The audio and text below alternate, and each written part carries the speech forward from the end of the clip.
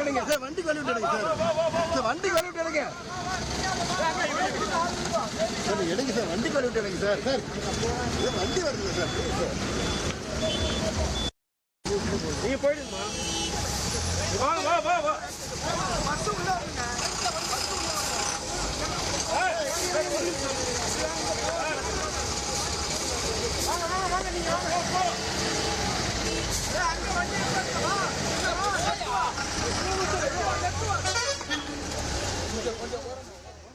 கரூர் கூட்ட நெரிசல் சம்பவத்தில் பாதிக்கப்பட்டவர்கள் தற்போது சென்னை வருகை தந்திருக்கிறார்கள்.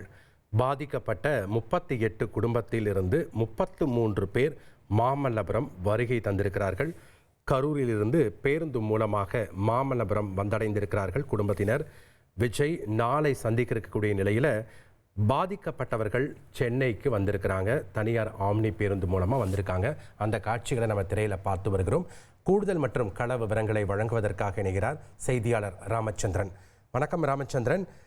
கரூர் கூட்ட நெரிசல் சம்பவத்தில் பாதிக்கப்பட்டவர்களிலிருந்து 38 குடும்பத்திலிருந்து 33 பேர் தற்போது ஆம்னி பேருந்து மூலமாக மாமல்லபுரத்திற்கு வருகை தந்திருக்காங்க.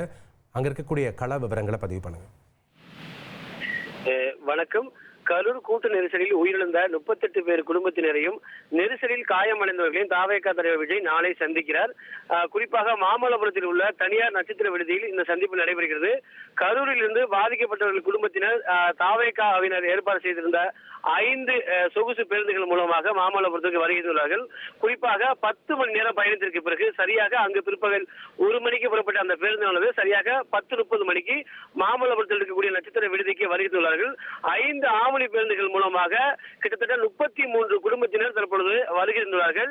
இங்கு அந்த தனியார் நட்சத்திர விடுதியில் 55 அறைகள் முன்பதிவு செய்யப்பட்டது. அங்கு அவர்கள் அனைவருமே நேரடியாக தங்க வைக்கப்பட்டுள்ளார்கள். இதற்காக சரியாக பிற்பகல் 1 மணிக்கு புறப்பட்ட பேருந்தானது போக்குவரத்து நெரிசல் காரணமாக தற்பொழுது 10 மணி நேரத்துக்கு பயணத்திற்கு மாமல்லபுரத்திற்கு வருகிறது. நாளை காலை சரியாக 10 மணிக்கு ஒவ்வொரு குடும்பத்தினரையும் தனித்தனியாக சந்தித்து தாவேகா தலைவர் நேரடியாக ஆறுதல் கூறுகிறார். ஏற்கனவே பாதிக்கப்பட்ட உயிரிழந்த குடும்பத்தினருக்கு 20 லட்சம் ரூபாய் நிவாரண நிதியாக வழங்கப்பட்டுள்ளது. மீதமுள்ள காயமடைந்தவர்களுக்கு 2 லட்சம் ரூபாய் நிவாரண நிதியாக நாளை நேரில் வழங்குவார் என்றும் எதிர்பார்க்கப்படுகிறது. இன்று 33 பேர் ஆம்புலி பேருந்துகள் மூலமாக வருகின்றார்கள். நாளை காலையில் குடும்பத்தினர் விமானம் மூலமாக மாமல்லபுரம் வருவதாக தெரிவிக்கப்பட்டுள்ளது. ஒட்டுமொத்தமாக 38 குடும்பத்தினரை நேரடியாக விஜய் சந்தித்து ஆறுதல் கூறுகிறார். இதற்கு ஊடகத்திற்கு அனுமதி இல்லை என்றும் அறிவிக்கப்பட்டுள்ளது. ஆகையால் நாளை காலை 10:30 மணிக்கு பாதிக்கப்பட்ட குடும்பத்தினர் மற்றும் காயமடைந்தவர்கள் நேரடியாக சந்தித்து விஜய் தனித்தனியாக ஆறுதல் கூறுவார்கள் என்றும் எதிர்பார்க்கப்படுகிறது. ட்ரெண்ட ஃப்ரெண்ட் ஆக்கிக்கோங்க. தந்தி டிவியின் சப்ஸ்கிரைபர்ஸ் அண்ட் ஃபாலோவர்ஸ் குடும்பத்துல நீங்களும் இணையுங்க.